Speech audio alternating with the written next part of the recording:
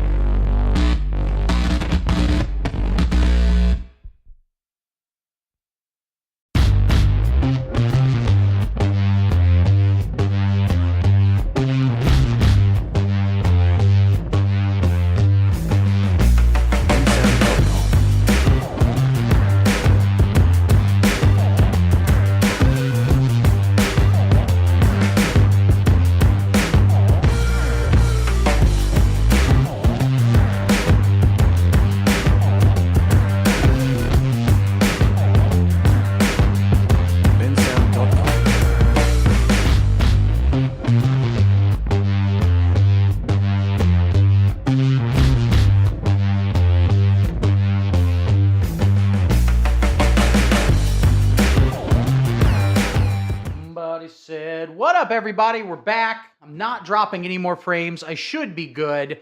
I'm hearing RM met David Cross once and said I'm a big fan, and David Cross said thank you. That is one of the nicer interactions with David Cross one could ever have. Nothing against David Cross. I love his stand-up. I don't think he gets enough credit as a stand-up, quite frankly. Obviously, Mr. Show was formative and amazing, but I knew a guy many years ago, Mort Burke, who's now a regular on the Doughboys podcast. He moved to LA without a car because he's fucking stupid. Just kidding.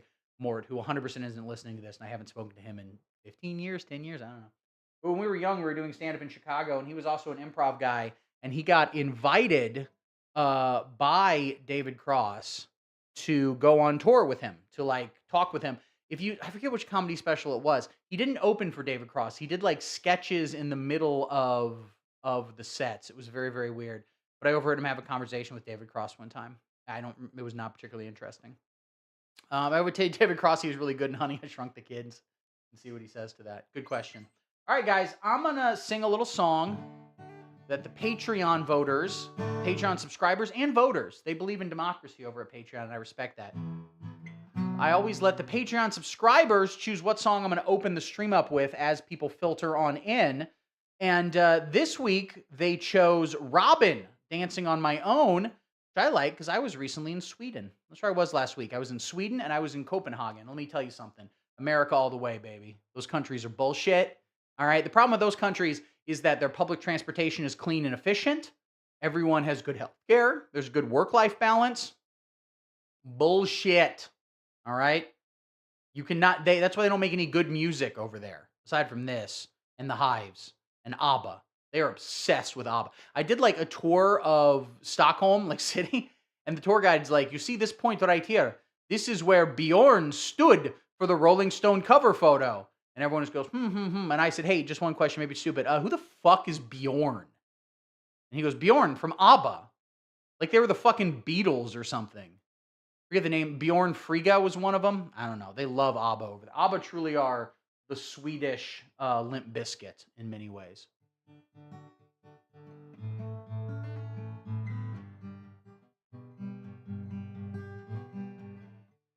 Somebody said you've got a new friend. Does she love you better than I can? Turn the volume up a little bit. Oh no, wait, and also I'm not all music-y right now. Yeah, you would know Bjorn. Yeah. I should know Bjorn. Who was the other one? I don't know. And the guy was like, turn this off for this. Also, he said ABBA's a bunch of fucking assholes. He was like, stop making that. Stop doing that. I'm so echoey right now. And there we go. He was talking about how he would do these boat tours, and he was like, we had many ABBA fans, and so Bjorn said that he would come out and wave to the ABBA fans from his mansion on the, river, the sea, whatever, in Stockholm. And we're doing the tour, and I call him up on my cell phone, and he doesn't answer. And he does not wave to the tourists. So apparently ABBA's a bunch of fucking assholes, I guess. Fair. Maybe it's just Bjorn. All right, guys. Let's do it.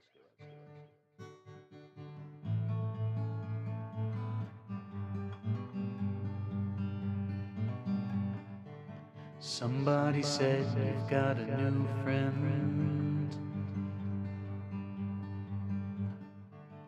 Does he love you better than I can? Covering up the lyrics. Big black sky over my town. I know where you're at, I bet she's around. Yeah, I know it's stupid, I just gotta see it for myself. I'm in the corner, watching you kiss her. Oh, I'm right over here, why can't you see me? Oh, I'm giving it my all, but I'm not the girl you're taking home. Ooh, I keep dancing on my own. I'm just gonna dance all night. I'm all messed up, I'm so out of line.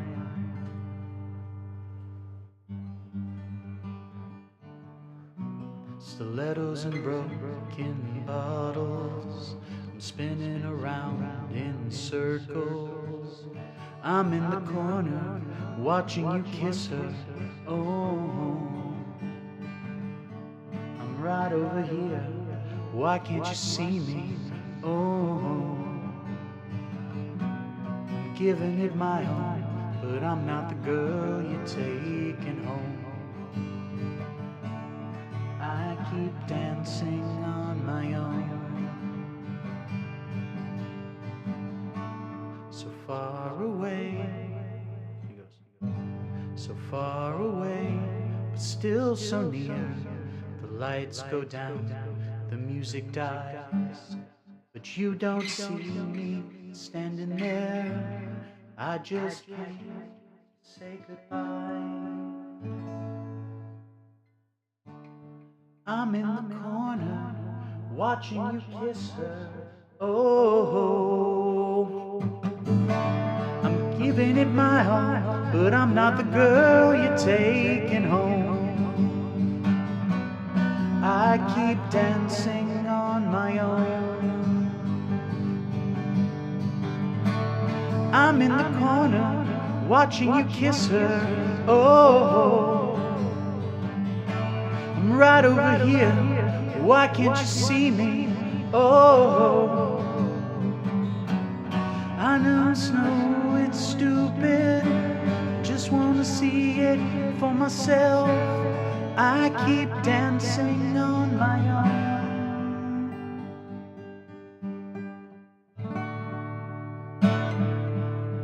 How about that, ladies and gentlemen? Round of applause. If you're watching at home, applaud.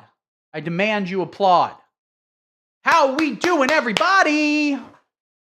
You like the new... the camera might be better quality. Let me move it slightly over so I'm not... I'm so afraid of dropping it off of my monitor. There we go. It's a little bit... God damn, I look like shit. Why did I get a high-res camera? Thank you, TomTom Club. There should be a warning when you buy a nice DSLR camera. You should be required to send in a photo, and they go, no, we're not going to send that. We're not going to mail this to you. We're not selling you this product. You're going to jump off a bridge. Welcome. Thanks for joining us. We got a lot to talk about today. I was gone last week, ladies and gentlemen. Was not around. Like I said, I was in Europe, which is lame. It's a lame continent. I have no respect for it. I don't like it. Here's the honest thing, right? I'm walking around Stockholm, and it's like 11 in the morning. And, you know, I'm on a vacation, so all I want to do is just sit and drink and try to start arguments on my phone. Go on Facebook, find MAGA people, find the kind of people that, let's just say if Nick Shirley were to see them, Nick Shirley might be like, we shouldn't make fun of these people. These people might be a little, you know, might have a Nick Shirley level of chromosomes, someone might say. But that's really all I like doing. Drinking during the day, fighting on my phone. If it's a country that has good food, I'll eat their food. I mean, I'll eat the food anywhere. I had a lot of smoked salmon. It was quite good, and I enjoyed it. It's like 11 a.m., and I want to find a bar, and none of the bars are open till like 2, 3, 4, Tuesday. It was on a Monday. A lot of places were closed on Monday. And I was like, here's the problem with a good work-life balance, which this country has. Problem is, I don't get my treats when the fuck I want them, okay? I'm an American, and at any given moment, I would like someone slightly poorer than me to feel panic that I will ruin their life if they do not serve me whatever I want. Well, any civilized country would bar a liberal scumbag like you. Thank you, Billy Bugbath. Thank you so much. I agree. And that's why I would say it's not civilized, Sweden. Yeah, that's what Sweden said. They said, we need more MAGA here. I kept hearing a lot of, I don't know, I would, you know, do these tours and stuff like that. And they would, you know, you're American. Oh, how do you feel about Donald Trump? And I'm like, not the biggest fan of him. You know, I think, how much time you got? I don't like him personally. I don't like him as a politician. But also he's part of something larger that's worse. But we're going to talk all about it, ladies and gentlemen, because while I was in Europe, a story broke. A story that, and I'm saying this with no irony, with no hyperbole, I genuinely, sincerely think this is the biggest news story in the world right now. It is the most important thing for us to be talking about. That's right, the band Geese. Ladies and gentlemen, let's talk about the band Geese. I still have not taken this out here. There we go. Wired Magazine published this article. Now, are you familiar with this band Geese, which, important to note, is not Goose? Goose apparently is a jam band. Geese is a bunch of rich kids from Brooklyn who make music that makes me feel old. Let's play a little Geese right now. Let's play a little of their music before we dive into this story. I kind of like their song, Trinidad, it's called. This one I kind of like. I saw them on Saturday Night Live, as you know, we often do. And I saw them, and the first song was like kind of weird and mopey. I was like, I don't get this. I don't see. Why is my. No. I didn't fully understand what the hell was going on.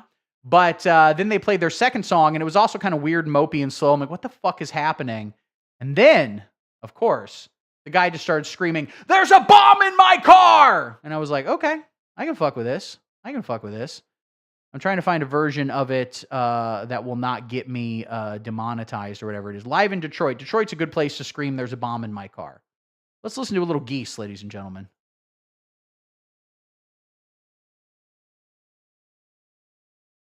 It's going to take a while to load it up because the music's that good. They're from Brooklyn. They're all like 23. They're very popular. But did people choose to like them? Is your perception being manipulated? Does anyone really like Geese? Or is it, of course, a psyop? Get to the fucking song, guys, okay? You're having fun. You guys have enough money. Have other people tune your instruments off stage. You don't need to be on there tuning your shit.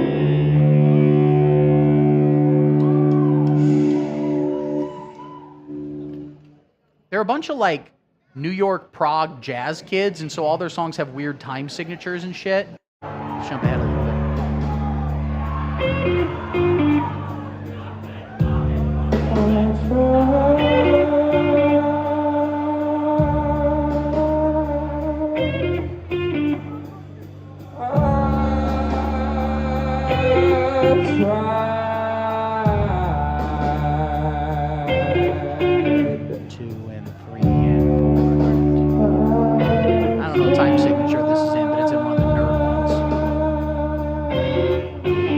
The bomb in my car thing, buddy. That's all we want to hear. So hard.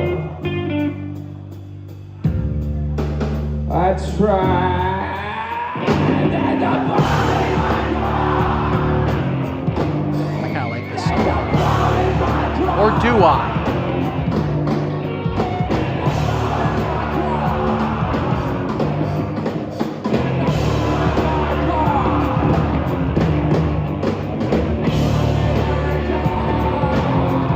Heard of Geese? Sound off in the comments if you're familiar with this band. Okay? And they're coming back. They're playing shows now after they flew south for the winter. Great joke. Now, Geese blew up recently. All of a sudden, they were everywhere. Their new album, Getting Killed, is big. They're on Saturday Night Live. They're on all the talk shows. They're on Jimmy Kimmel. Probably not Jimmy Fallon. They're too hip for that. Jimmy Fallon will not let anyone play if they have not, their last gig was not on a cruise ship. On a cruise ship for a crowd wherein 35% of them died before the cruise was over. That is the kind of people Jimmy Fallon gets on his show. But Geese was everywhere. Last week, Wired published this article. The fanfare around the band Geese was a psyop. The Brooklyn band Geese was labeled a, quote, industry plant by those who questioned its sudden ubiquity. Maybe it was. Now, first note here, I don't know a band being called it. It's they. It's people. They're all individuals. They're probably all non-binary. All of these members of Geese are young, hip Gen Z members. They probably are so gay they've circled around to being trad wives again. Let's read about this. Brooklyn indie rockers. Oh, shit. It wasn't fucking... God damn it. I didn't have the... what am I trying to say? The paywall earlier.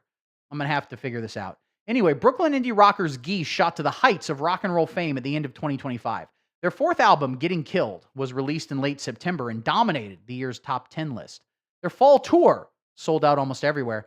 The collective buzz earned them slots on Saturday Night Live and at Coachella and made the band and frontman Cameron Winter, who has his own solo career, something close to a household name. You start a free trial here. At least in households where polyrhythmic, oh, look at this, $2 a month, first month free. Okay, did I get a free trial and then I can cancel it? All right, let's do this. Really good content. Let's do PayPal. Now I'll do I can enter my credit card number here. Continue to review. All right. I agree. Okay, $0. Remind me to cancel this. Don't let me forget to cancel this, okay? Yes, that's not my address anymore. You guys don't need to know my actual address. God damn it. Ugh. Okay, I'm doing this. Why am I doing this live? I don't need to do this live at all. Do do do. Mm-hmm. There's a bomb in my car. Bow, bow. Is Geese good? The question we simply must ask ourselves. Your payment was declared. Yeah, because it's not the right fucking thing. All right, continue to review. This is the problem. I hate like paywalls on things, but also I'm like, the world's falling apart because nobody pays for entertainment anymore, which I think is also true. Everyone expects everything to be free. And so I'm like, that's bullshit, but also everything should be free. That's what you got to realize. None of us are above anything. All right. I don't trust anybody who's like, no, I don't understand why everybody has this one opinion. It's like, I get it completely because I'm fucking lazy. I want everything for free, but it's wrong. It's bad. It makes art worse. Okay. I tried. No, I don't want to link and review. I want to pay $0 right now. Payment due now, $0. Okay. After 30, your subscription will continue. Will be charged $25. Okay. Check out here. Yes. I did link and review already. This is genuinely a mad face with me. Like and subscribe. That's true. Wired. Band Geese. Let me try something. I'm going to open it in an incognito window. Do an incognito tab. I can just do an incognito window.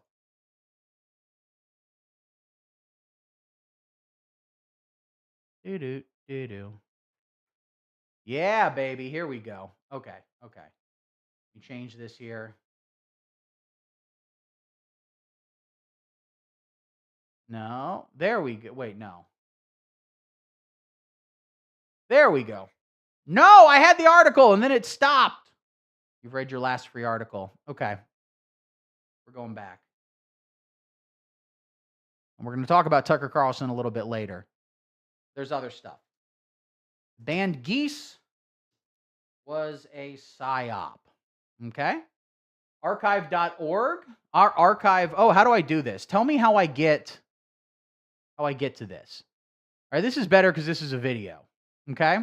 The claim that the band Geese is a PSYOP stems from an April 2026 Wired article detailing how marketing firm Chaotic Good used astroturfing, creating fake accounts to generate fake hype to boost the band's visibility. So there is a marketing firm, a PR firm, okay? I've been in bands. I've never given PR firms a bunch of money, but I've asked PR firms how much money they would want, and it's a lot of money. And I'm sure what I was getting would have been a fraction of a fraction of a fraction of what Geese was getting. Now, a lot of these PR firms, at least how they used to work, is, they knew people. They'd push people. You just email a random magazine, be like, listen to my band. They go, hey, listen to this. And they fart in an email somehow. They send you an email with a GIF of their asshole farting. Okay? They don't give a shit. But if it's coming from a press agent who has credentials, who knows people, they might actually pay attention to it. Okay? That's how PR has worked up to this point. What Chaotic Good does that is different is they are creating fake people. They are literally creating fake accounts on TikTok, on Instagram, everywhere. Bots, or maybe just Bangladeshi children. Which is cheaper? Creating a bot or teaching a Bangladeshi child how to do copy-paste on, Geese is like if Lou Reed fronted the Talking Heads, but, they were good. I don't fucking know what they would say. I'd be a bad press agent, ladies and gentlemen. Okay? The band Geese it's like, what if Bob Dylan was into krautrock? Just say a bunch of stupid buzzwords. Who gives a shit? They created all of this fake hype around this band. Let's listen to what this guy has to say about it. So people are calling this band Geese a PSYOP or an industry plant because they use a marketing company, which sounds pretty ridiculous, but there could be something to it. I'm in a band and we have to market our music, so this is kind of interesting to me, so I want to talk about it. So what had basically happened was Geese worked with a marketing agency called Chaotic Good to help get their music pushed online by seeding content, getting clips circulating, and trying to trigger the algorithm. So this wasn't just like paying for Facebook ads like people are kind of traditionally used to. It's triggering the algorithm. Because the thing is, if you present stuff to people enough, they will not like it necessarily, but they will register it as legitimate, worthy of consideration. As an independent artist, as someone struggling to get anyone to give a shit about anything they do, as I have been pretty much my entire adult life, except now I've given up the hope of anyone caring. Now I just have fun with it. Who gives a shit? We're amusing ourselves. I play songs at the beginning of all of these. Nobody wants to hear that. I'm having fun. The point is, people will not pay attention to a non-famous artist. I think this is true everywhere, but especially in America. People need to have some sense of like, okay, this is a legitimate band. What up, chat? Hobo with the Shotgun. Thanks for joining us. So if you put things in enough people's faces, and especially if you put some money into making it look good, having a certain look, whatever, et cetera, et cetera, et cetera, people will consider it legitimate, and enough people will follow along that you can have a successful music career. That is what the band Geese does. That is what Chaotic Good does. Now, to some degree, and this is what people say, how different is this from, let's say, payola? When, they used to pay radio stations, record companies would, to play certain songs. Well, first off, payola was a huge scandal and people didn't much care for it. And I would say this is worse because this pretends to be organic. I sincerely do not like this. I think a lot of people are sweeping it under the rug, but I think it has major implications on society at large. What we enjoy, what we think about, who we vote for, ? It's all in the fucking algorithm, okay? Humans are social creatures. They want to like the same things that other people like. So if you see some video with Geese, again, we played some of it. I kind of like this song. Let's go back to the screaming.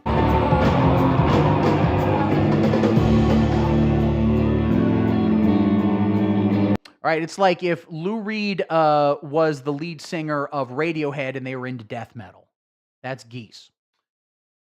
They're a fine band. They're not untalented musicians.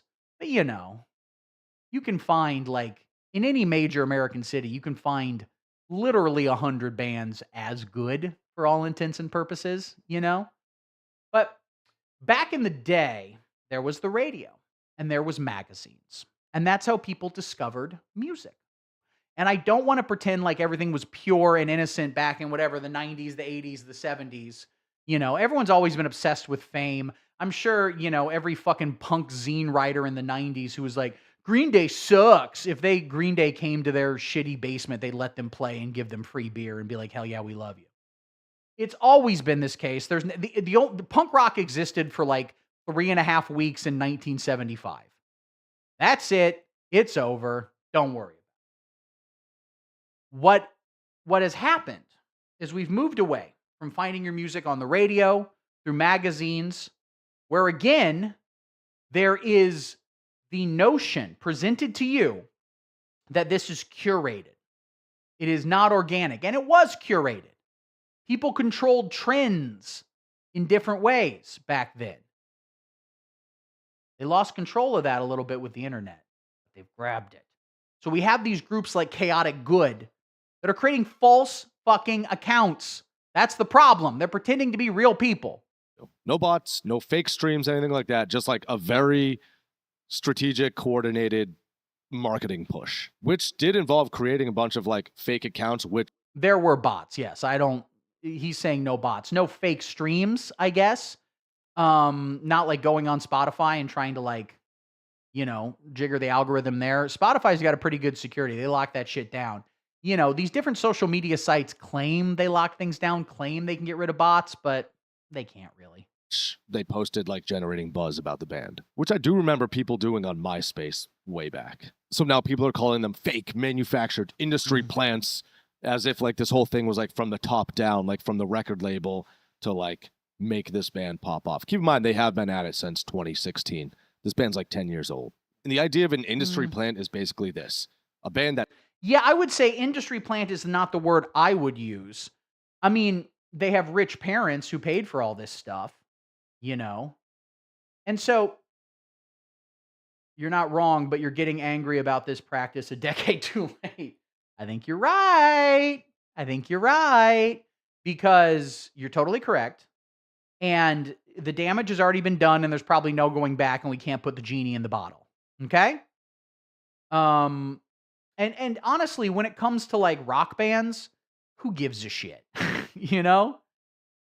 The guy from Geese is tall and kind of weird looking and, I'm sure he was in a band in the 90s that hired a PR agent. He could have gotten his dick sucked too.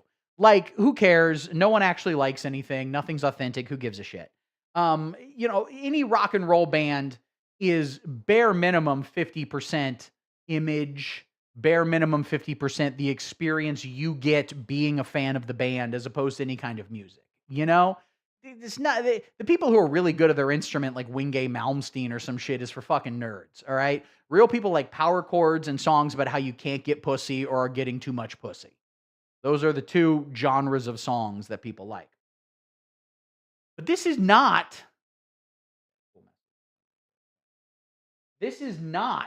Okay, just happening here. It makes you question if anything you see on the internet is real whatsoever. The person you're arguing with on Facebook, are they real? You guys heard of the dead internet theory? The idea that basically there are no real human beings on the internet, which isn't entirely true. But I think there's some truth to it. And it couples with groupthink. People do not think for themselves. People think in herds, okay? I don't know. Maybe I'm getting too mad about this. Maybe this shit's silly. That seems organic. Seems like they're just kind of popping off on their own, but they're really being like paid for and like pushed by like people up at the top to kind of like push this band into the spotlight. Usually by money, connections, or just like record label support, which I think is kind of every musician's dream. I think, I don't know. And people are obsessed with it right now, like trying to like expose artists and like try to find out like why they got big and who their parents are. Like, that's a big thing right now. Part of that is, obviously it's not so much, it's specifically tied around housing, okay? And how the price of housing has fucking exploded in this country because wages have outpaced inflation broadly. You're watching from the metaverse? That's fun. I have a MetaQuest 3. I use that to play video game. I just beat the Iron Man video game in MetaQuest 3. I don't really fuck around. Sometimes I'll go in there and find cool videos. I watched a whole video yesterday, an immersive video on this wasn't yesterday, also it was Monday, but whatever, it's not important. It was on like some little weird peasant town in China. I was like, fuck, this shit's cool. I'm gonna go move here. Probably snakes. I don't like that. Yes. So I think a lot of this comes from bitterness and resentment over people in terms of it's so hard. It's hard to be an artist now. When people talk about, oh, the economy is falling apart, no one can afford to live. I think a lot of that shit is greatly exaggerated. Okay? Again, wages have outpaced inflation recently since post-COVID. I always point to it, but I think it was 2021, maybe 2022. They did studies of people, they did polls of people, and most people agreed with both statements. Most people agreed that overall the economy was bad and everyone was suffering, and people agreed that they were doing better than before. Watching from space with Andrzej D. Putin, I don't think they're an industry plant. I don't think they're doing this chaotic good bullshit. I think they had a weird look and they did that KEXP video. Not the Tiny Desk. What am I trying? It was like KEXP from wherever the fuck they're from. I think French Canada or something. But anyway, they did that and then people watched it. I think they basically did something a little more organic. The music is so weird and it's very cool. I like them actually. But do we like anything? My point is, people, the vibe session, as people called it, right? Most people very sincerely believe that everyone else is doing bad, but they're doing fine. Okay? Why is that? Because our thoughts, our opinions can be manipulated and fucking controlled. And I agree, beep, beep, boop. I agree I should get a microtonal guitar. Watching from Mars with Sabrina Carpenter and Benson Boone. Don't let him do a backflip. But Sabrina Carpenter, I'd like to You're naked. I don't have anything clever for that. Sabrina Carpenter, better than Taylor Swift. I'm willing to say it. I'm willing to say it. I like her songs better. They're fun. She's enjoying herself. Sabrina Carpenter. She's having fun out there. Vincent Boone, not into the music, but I love that he tries. I love the songs seem dull to me. They don't give me a lot. I'm not motivated by them. But he comes out and he puts on a goddamn show. He's backflipping over everything. He's like, oh, these beautiful things that I got. He burns calories. Again, the band Geese just standing there. But the point is, one of the things that has blown the fuck up and is a sincere, very genuine problem in America is the price of housing, especially in major cities, which is really where art still happens, where bands still happen. It's hard to be a band in the middle of nowhere, even with the internet. You got to live in a major city to connect with people, to connect with bandmates, connect with other people talented enough to play fucking music, to connect with tastemakers, to, open for bigger bands coming in on tour, et cetera, et cetera. So it is, I feel, and I haven't looked at any data for this, and I'm not going to. Numbers are for nerds. But I feel like it's harder to be in a band right now than it was even in my youth, and especially not like in the 90s, Nirvana, all three of those guys were pretty fucking poor, especially Kurt Cobain, genuinely poor. They would often say Chris Novoselic handled all of the band's finances, the bass player in the early days, because he was the only one who A, graduated high school, and B, he was the manager of a Taco Bell. So they were like, you have management experience, bro. You handle our paperwork here. Kurt Cobain lived in an apartment with his girlfriend. He was a bit of a fail boyfriend. He did have a few various jobs here and there, being a janitor and stuff like that. But his girlfriend worked as a waitress and could afford, a 1-bedroom apartment in Olympia, Washington, not even Seattle at the point. And so I think it's harder now. There's just this sense of I don't think it's entirely in everybody's head. He was always the bass player. That's true. He, in a way, remains the bass player from Nirvana. I mean, there's no way anyone goes, Chris Novoselic, the guy who played on that one Flipper album. No, that's his main thing that he does. He apparently is a little bit of a libertarian kook or something right now. I'm not really sure. He's cool. He's super tall. Big ups to him. The bass lines in Nirvana are underrated. Good band. I'm going to say it. Good band. People are fucking mad that only rich people get to be in rock bands anymore. It's an issue. I don't care for it. And that's why I'm getting 3 homeless guys. And we are starting a Beatles tribute group called Garbage Beatles. The internet it's not the internet, it's people on the internet is obsessed with the term Nepo baby. If someone gets big, it has to be because their parents were someone or paid for something. Now I'm going to dip into the hot take zone real quick. I personally think that is kind of a loser's attitude. Yes, I'm jealous of them. Yes, I wish my band was as big as theirs. But at the same time, I'm not about to be like, oh, they're Nepo babies. Chris Novoselic once described his political views as kill 'em all, I say. And I believe he lives in the middle of the woods in Washington. So normal guy, chill.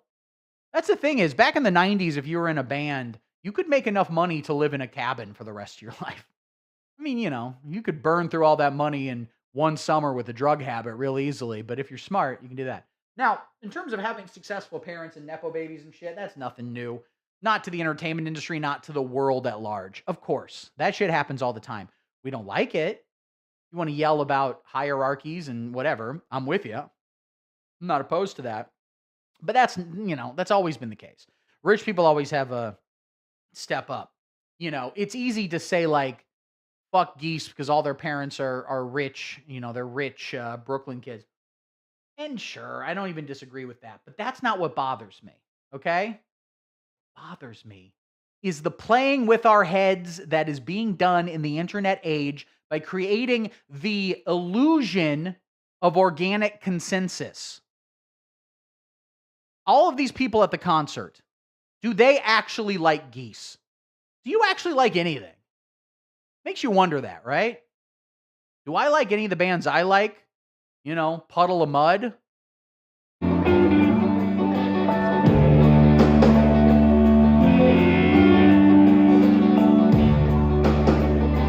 I mean, the thing is,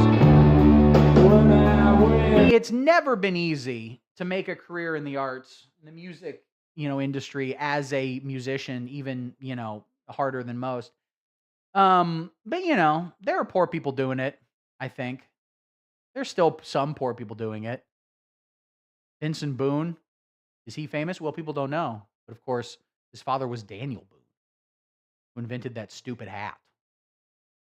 I don't know. I don't know, guys. I guess my point, and I think you're largely right at Hosi, that I'm yelling about. I'm yelling about sort of manufacturing. Exactly. Do I really like Crossfade, Stone Sour, or 3 Days Grace? The answer is hell yes. Listen, all I got to say about 3 Days Grace is I hate everything about you. Those bands sucked. I'm breaking the irony. I have to say it.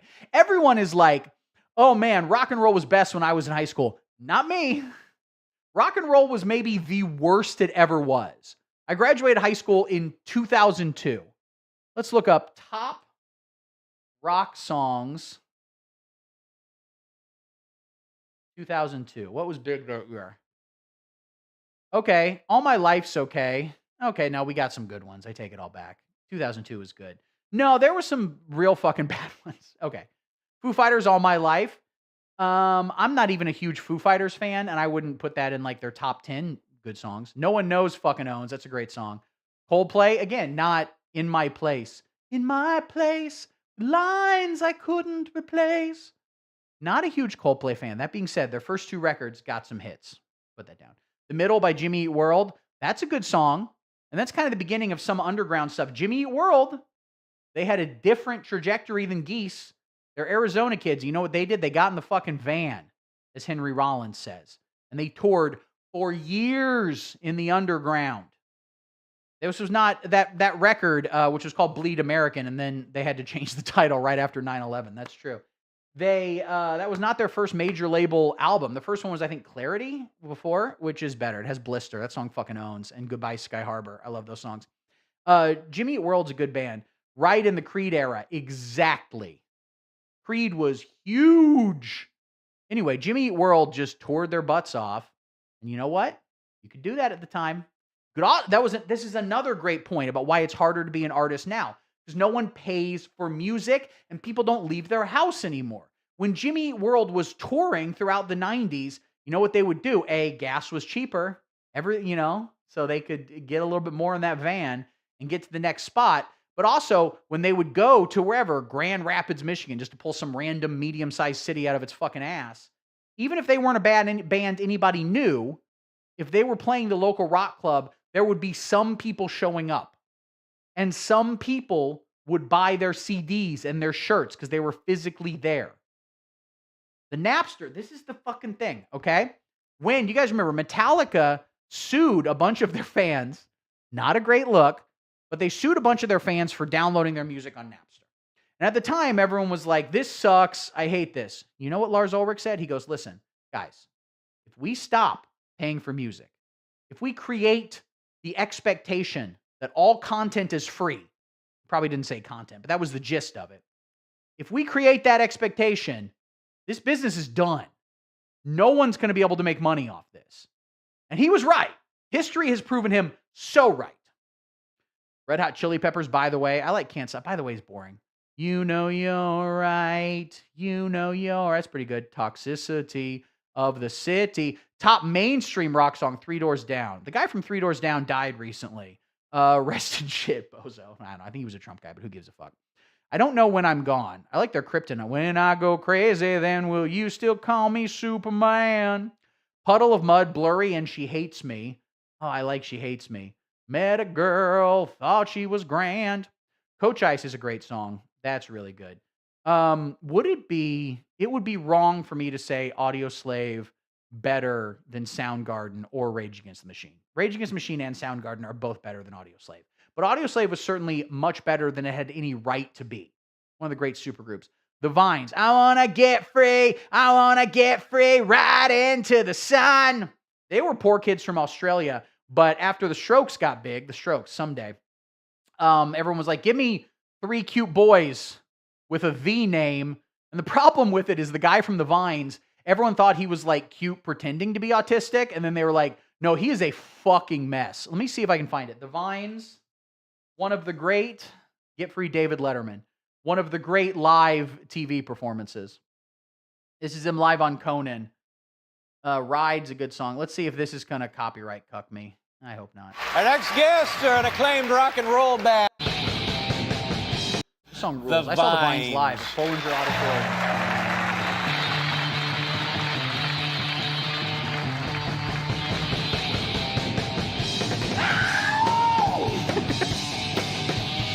There's a great book, Meet Me in the Bathroom, which is a story, an oral history of rock and roll in New York City specifically, but it, covers a lot of different things in the early 2000s, the turn of the century. And they talk about the Vines, coming from Australia and coming to America. And this guy would just get lost, and the tour manager would find him just in an alley staring into the middle distance. Like, he sincerely was not a well man. And before he was in a rock band, his only other job was working at McDonald's. But wages have outpaced inflation, so this is actually not a good point. But minimum wage jobs, were always the glue holding so many great rock bands together. Gonna get free, I wanna get free, I wanna get free, right into the sun. Never love me, she never loved me, she never loved me. Why should anyone? I'll be a fire.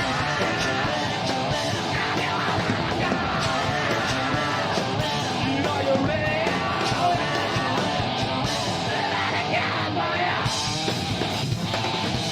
Shit he would just do. Some of the best rock and roll is made by genuinely mentally ill people. It is catchy. This is a big radio hit. The unplugged guitar or something. I also don't know what it says on his shirt. This song fucking owns. I had their album. I forget what it was called, but their first album. I saw them live, and he did spend a lot of time just on the ground. They had one guy who played acoustic guitar only, so he just wouldn't be on stage for large portions of it.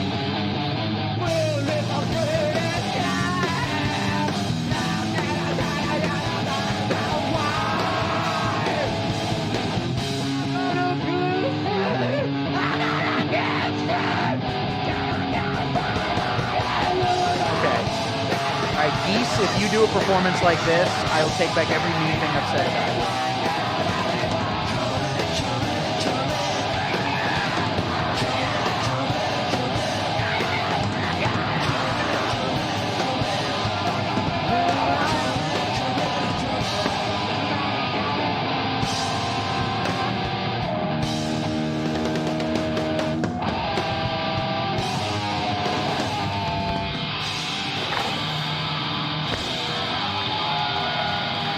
By the way, and after this performance, the drummer and the bass player both quit the band for a little bit because he ruined his drums. Yeah.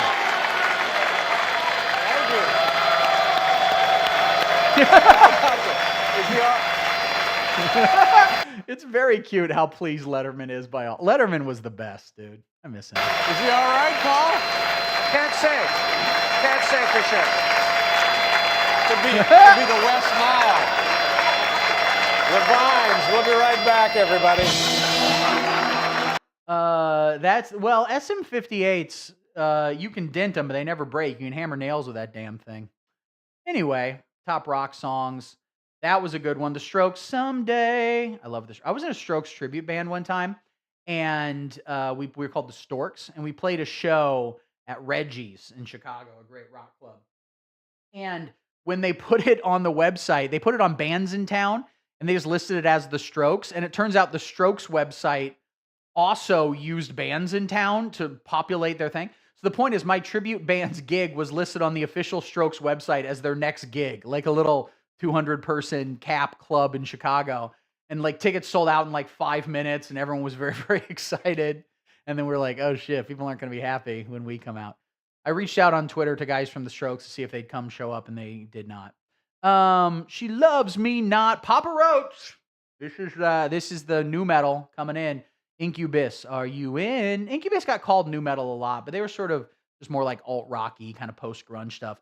I stand alone. Now these songs, I don't know the song by default, but this song of POD fucking sucks. Youth of a Nation. POD is dog shit. POD was so much worse than Creed and Nickelback. Creed and Nickelback got all the shit, and you know, Nickelback at least. Creed, the man believed he was Jesus Christ. That was a bit of an issue with him. With arms wide open. At least Nickelback was like, I don't know, we suck. We're Canadian. Yeah. Hoobastank, very bad. Awful band. Not a fan of any of their music. And the reason is you. Yep. Mainstream rock songs. We're doing it. Number one rock songs of the 2000s. Higher, can you take me higher? Don't know, no Leaf Clover, Stiff Upper Lip, Kryptonite. What's interesting is a lot of these bands were bands that were from before before even Nirvana kind of got big, before grunge was huge, you know? Rock and roll didn't really know what to do after Kurt Cobain allegedly put a shotgun up his own butt. I'm getting closer. Look at this shit. Loser by Three Doors Down was number one for 21 weeks, just the rest of the year. Damn, dude. Californication, only number one for 2 weeks. That was a big song. Oh, dream of Californication. Number one biggest streak of 2000 was Loser. Number two was Kryptonite, both by Three Doors Down. They were a huge band. I believe Three Doors Down played Trump's inauguration. Trump inauguration. They did. They did perform at Donald Trump's Make America Great Again welcome celebration on January 19th. They played When I'm Gone. So, fucking idiots. Yeah, good stuff. All right, guys, I'm going to go use the restroom. Then I'm going to come back and we're going to talk a little bit about Tucker Carlson. But remember, if I could have one message I am sending from this segment, it's this. You shouldn't like any music. All music is bad. All the time, none of it's good. All right, guys, I'm going to be right back.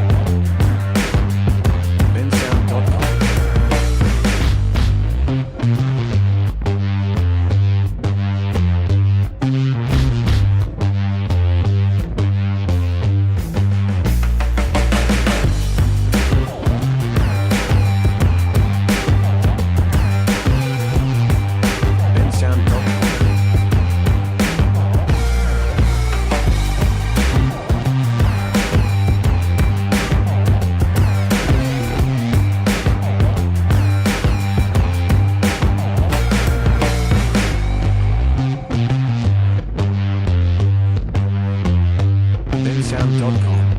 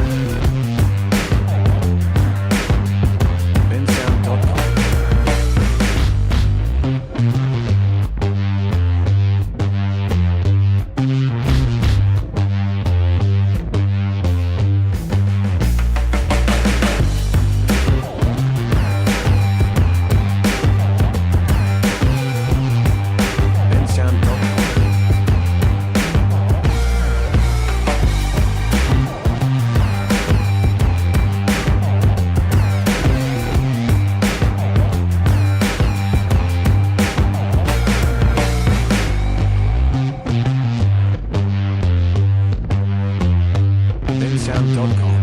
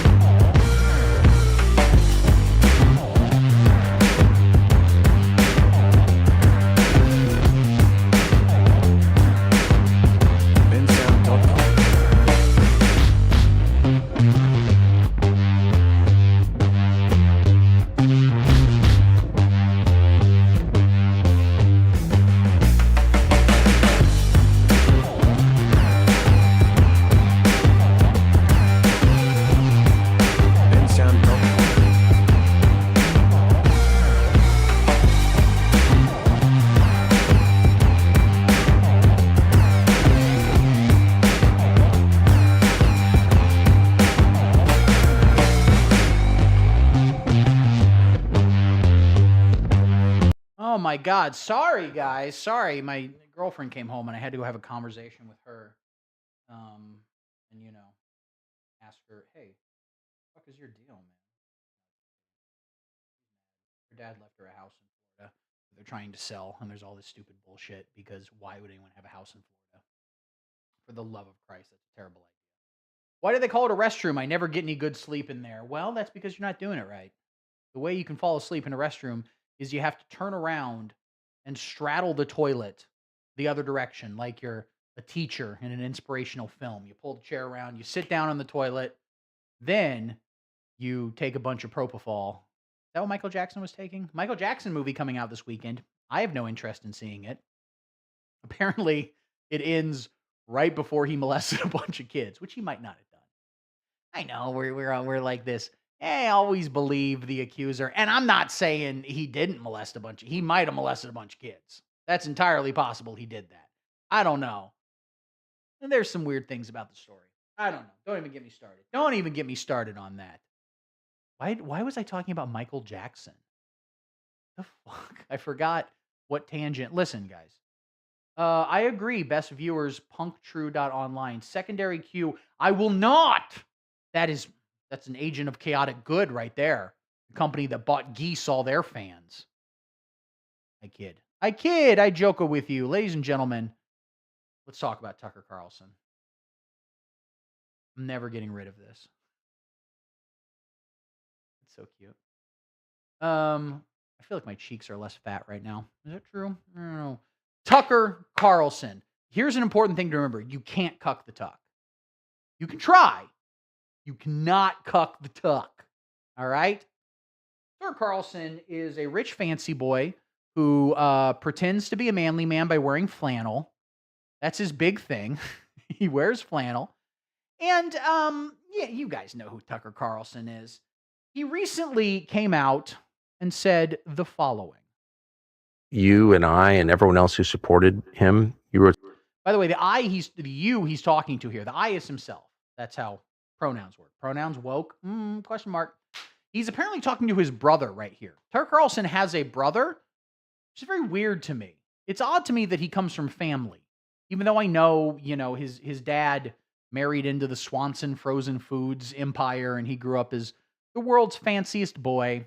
But he has a brother, and I think it's his full brother with their mom, who famously abandoned the children, presumably after looking at them.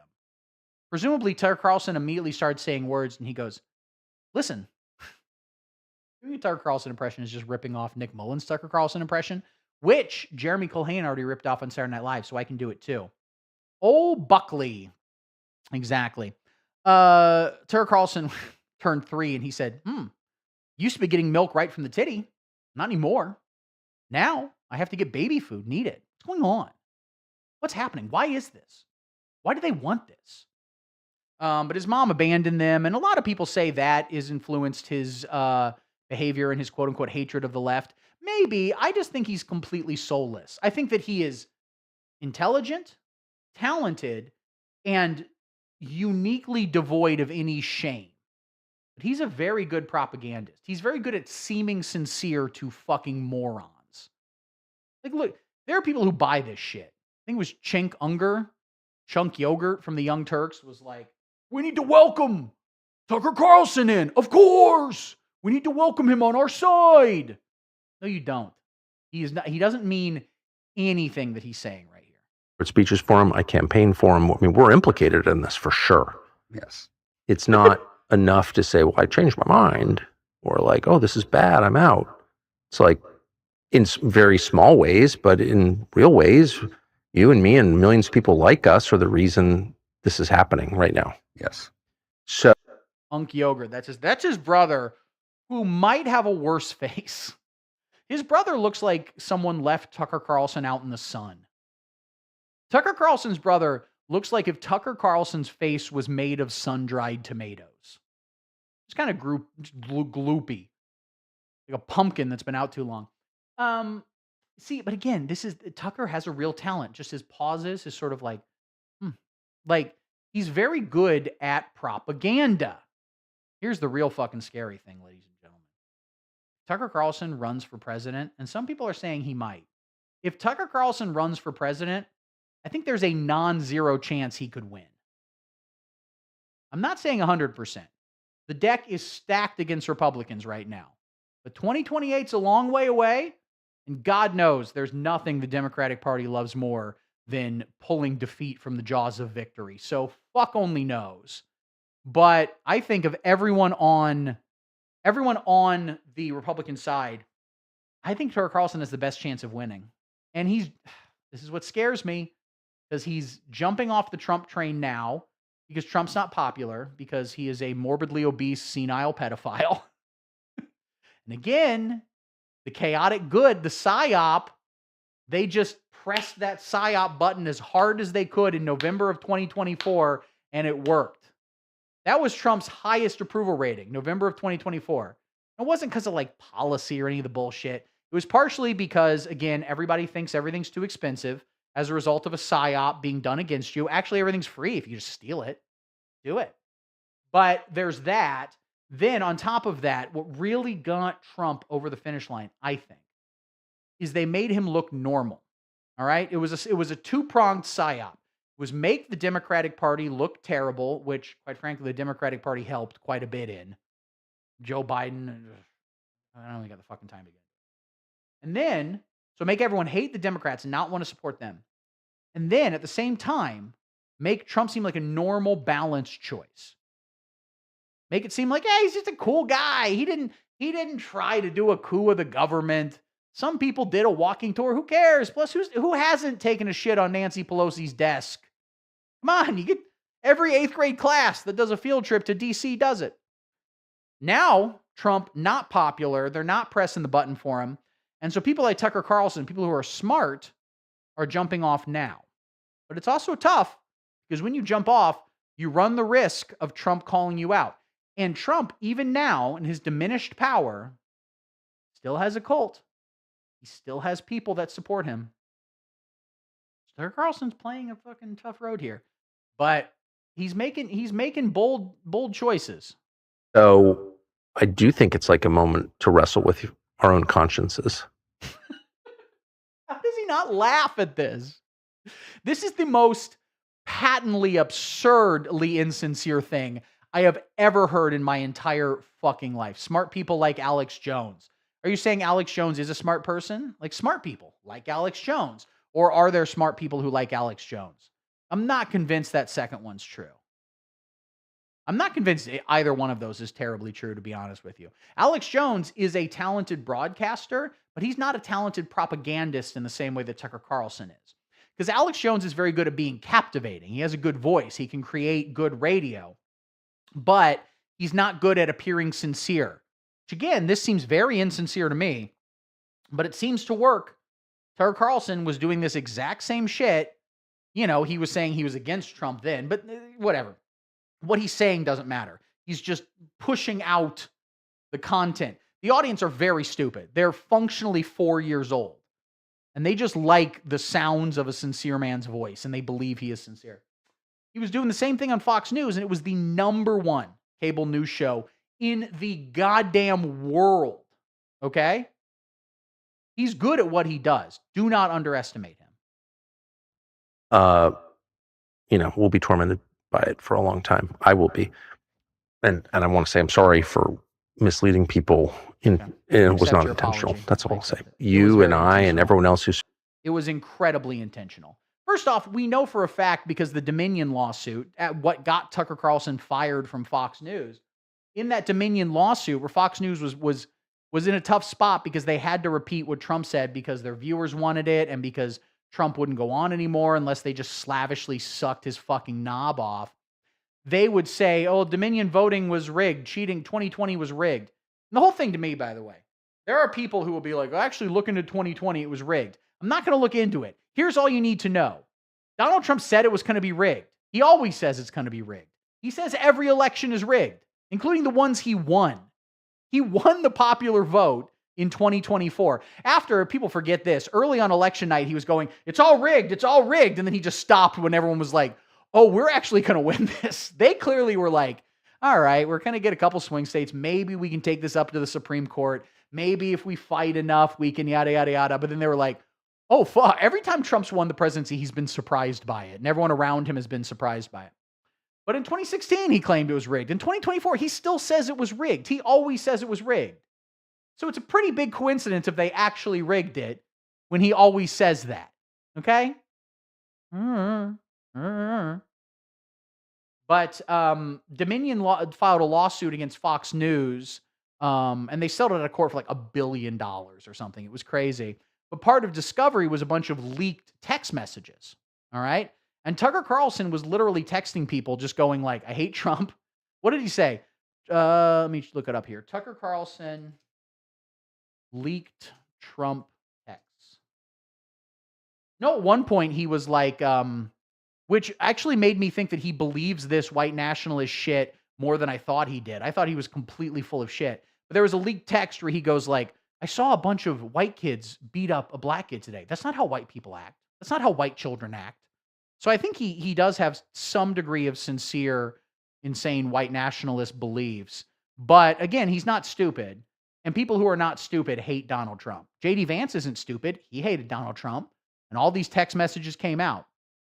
What does it say? Mr. Carlson's message to a colleague in January 2021 emerged as part of a defamation lawsuit by Dominion Voting Systems against Fox News. The electronic voting firm accuses the network of promoting baseless claims of vote rigging in the election.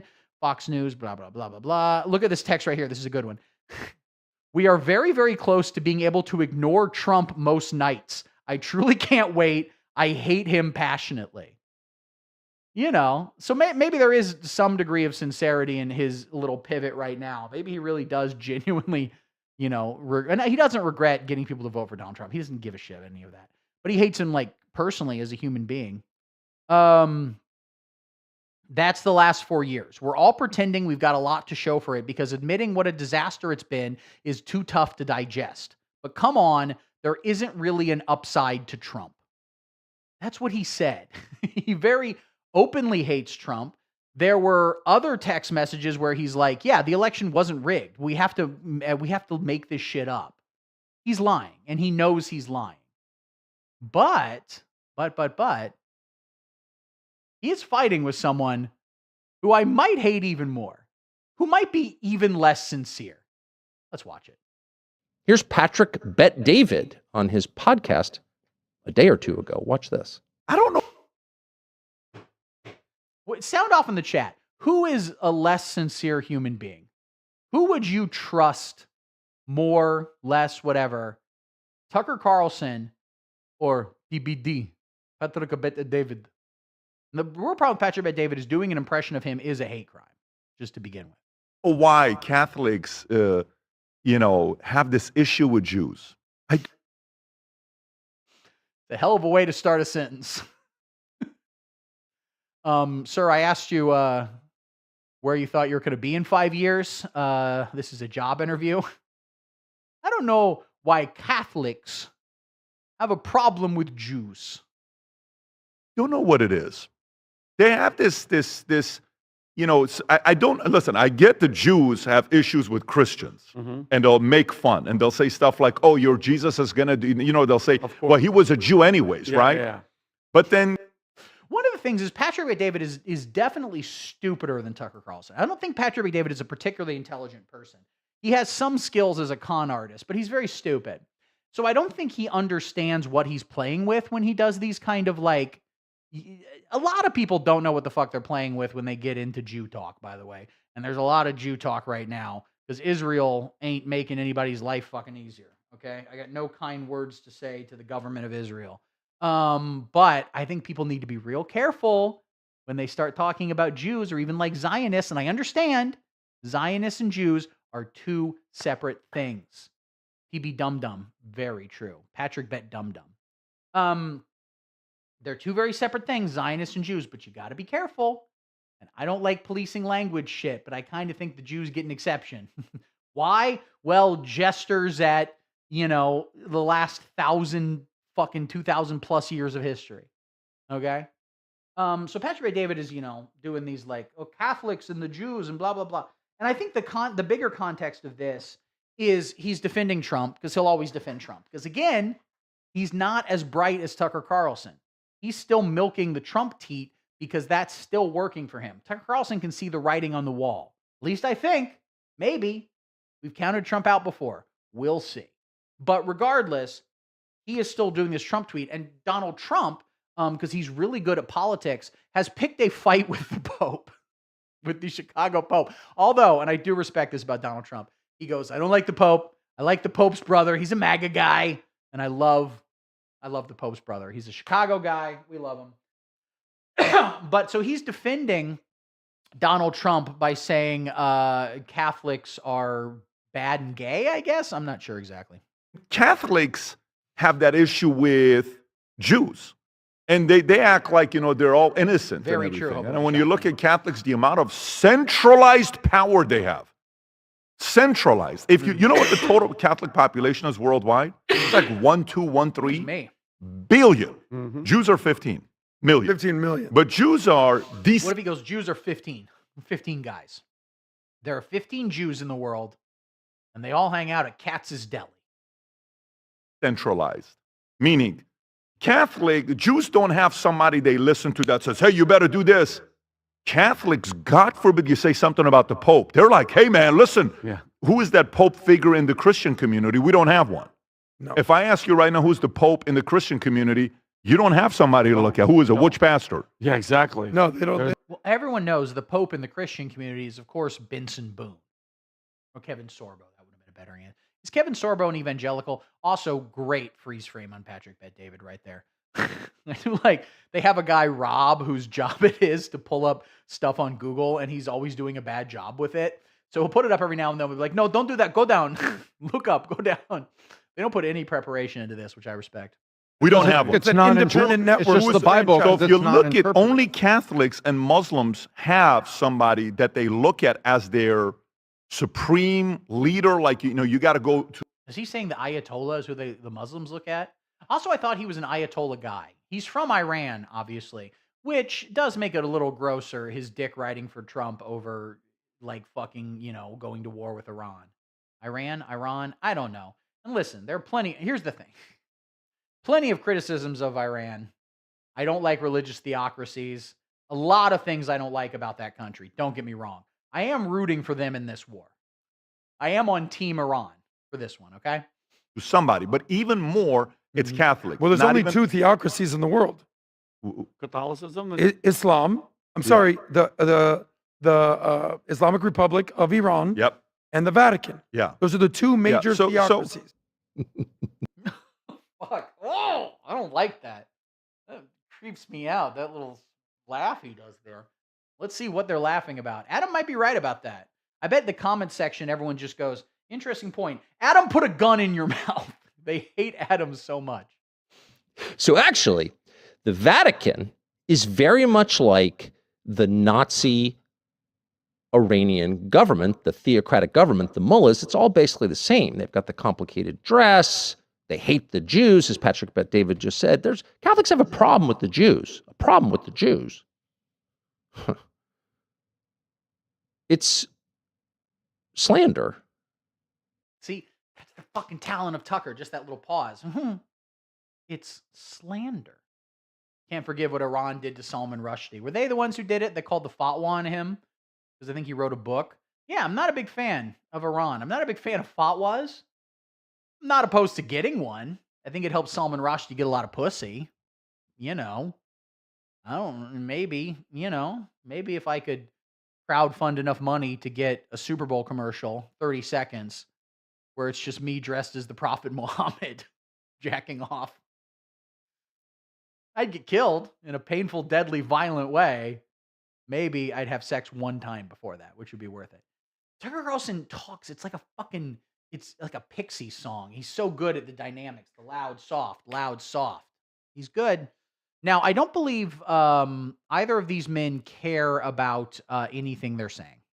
It's an attack on the world's largest and oldest Christian denomination, and it's taking place openly. Are the Catholics the big? I guess that would make sense. And it's all coming from the same source, which is Israel. The issue.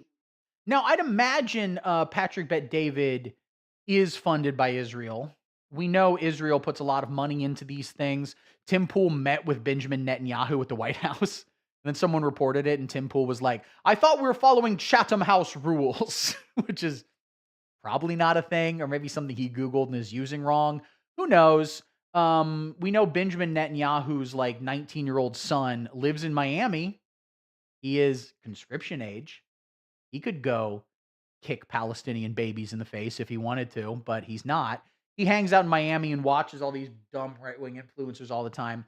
So I would not be at all shocked if Benjamin Netanyahu is indeed funding Patrick Bet David. Now, when Tucker Carlson says Israel, what he means is the Jews. When other people say Israel, they don't necessarily mean the Jews. It's a case by case. But, and I'm sorry, guys, Nazis like Tucker Carlson have ruined the term. Okay? Not ruined it. You can still criticize Israel. God knows they deserve it. Got to be careful not to play into a lot of... You got to be careful with your language, okay? Because people like Tucker Carlson aren't careful with their language. And for his audience, maybe for him too, I don't know how far down the pipeline he is, but certainly for his audience, when they hear Israel, they just imagine the merchant going, yes, I get that good deal. I get that good deal.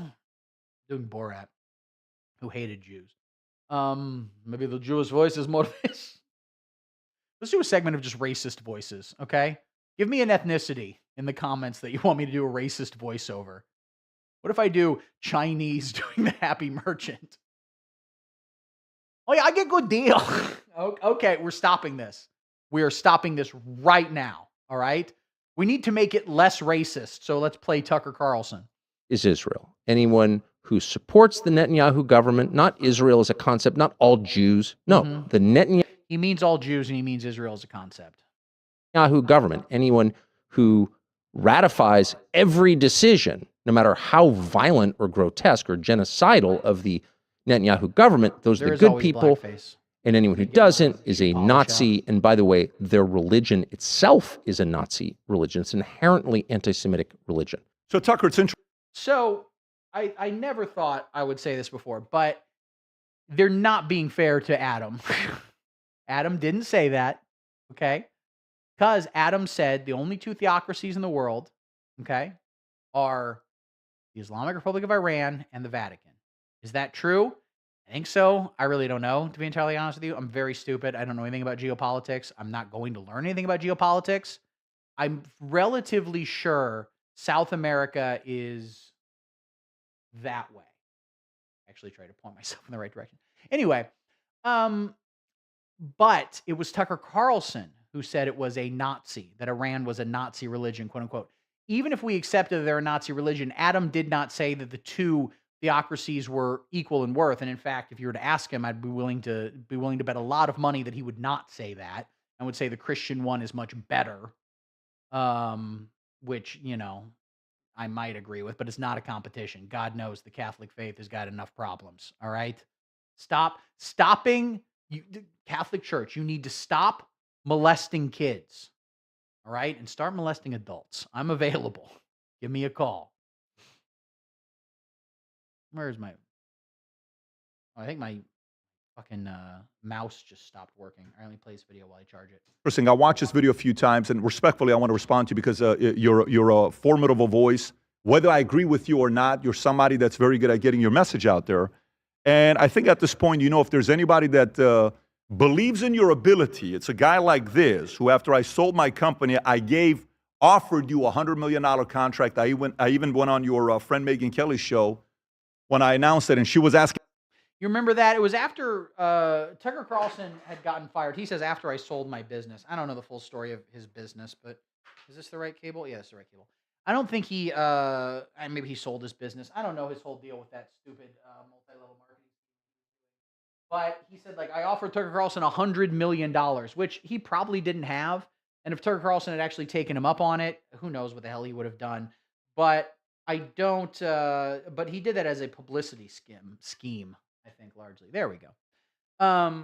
But it's interesting here that he has to kiss Tucker's ass a little bit. He always makes the best faces.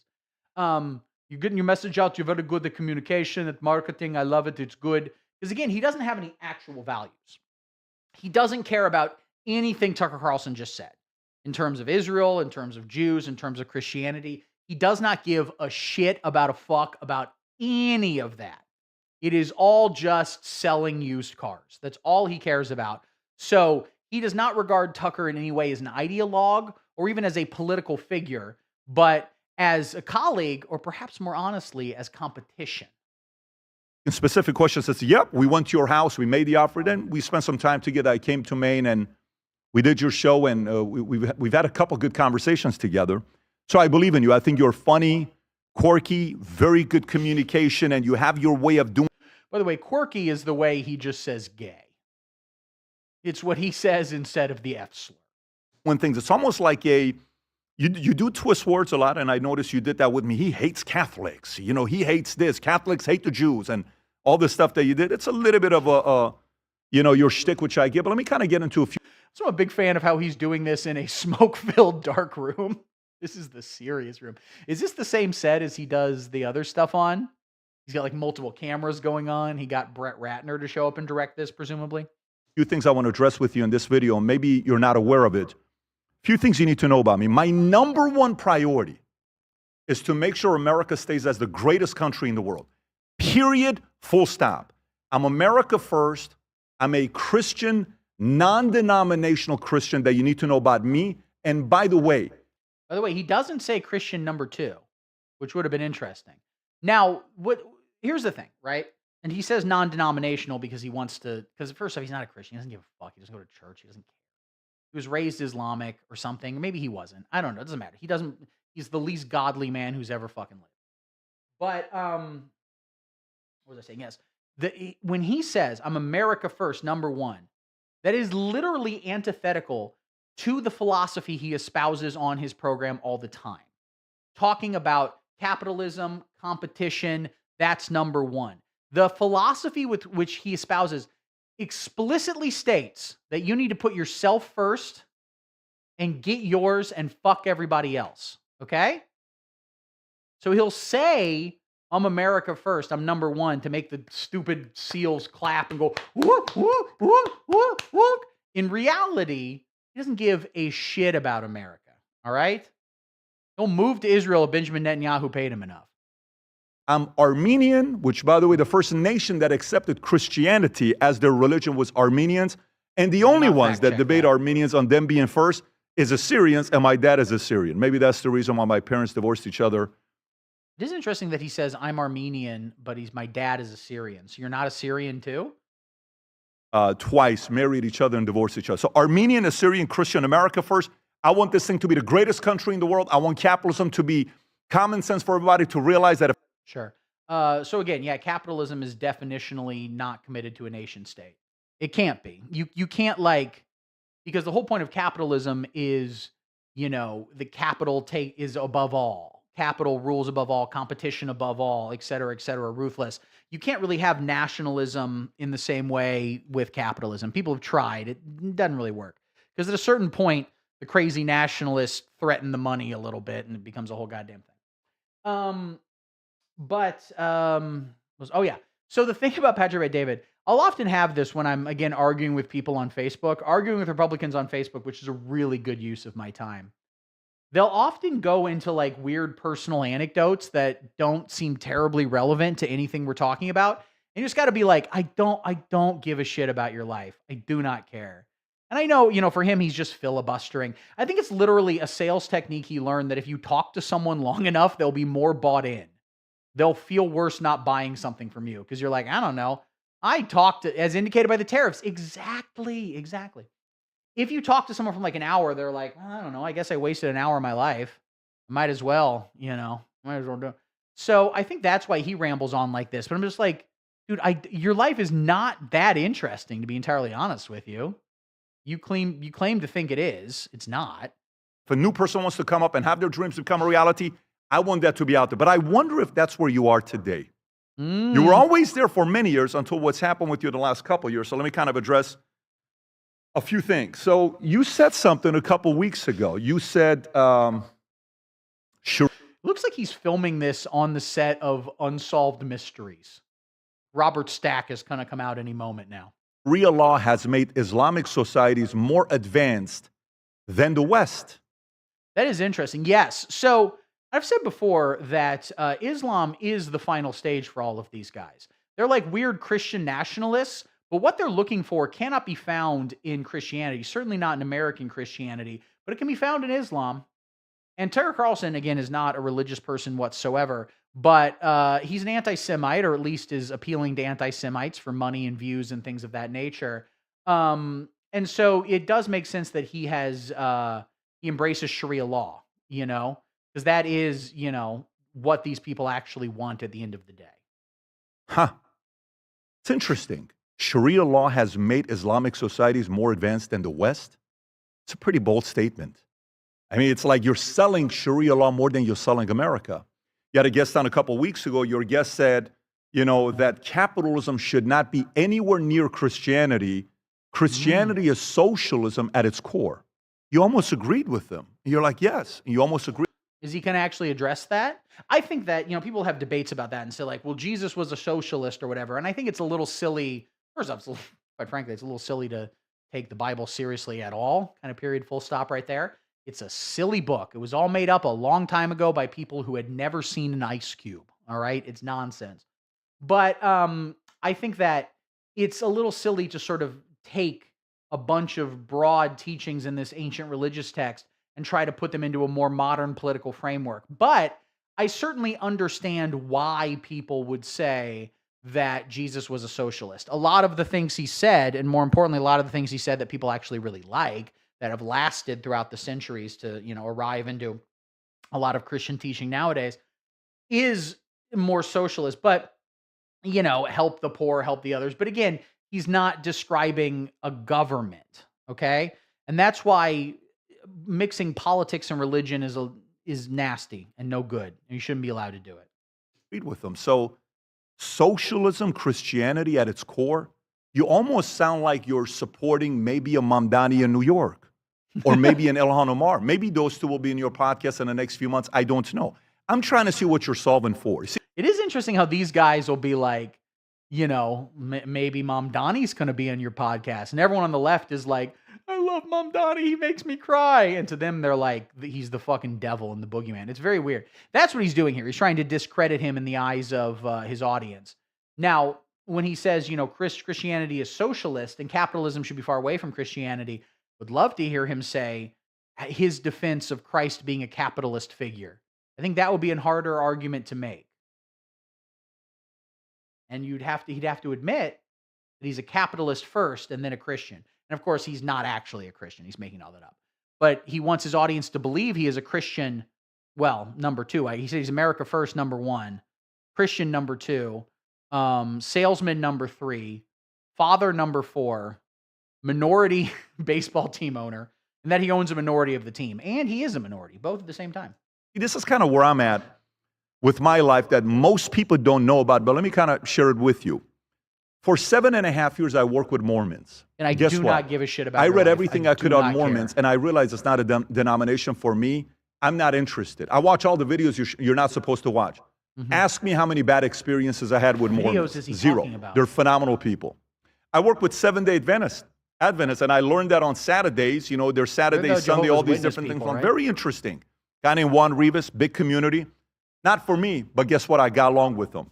Jews. I notice Jews, when I do business with them, it's I don't like the way he says Jews. Just the inflection of his voice. Jews. Jews. You shouldn't be allowed to say that word, okay?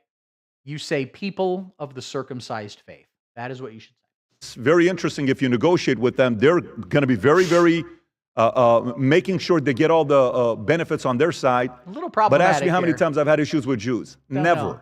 Okay, if you ask me about Catholics, I built an insurance company with 60,000 insurance agents, 54% It was not an insurance company. It was a multi-level marketing scheme.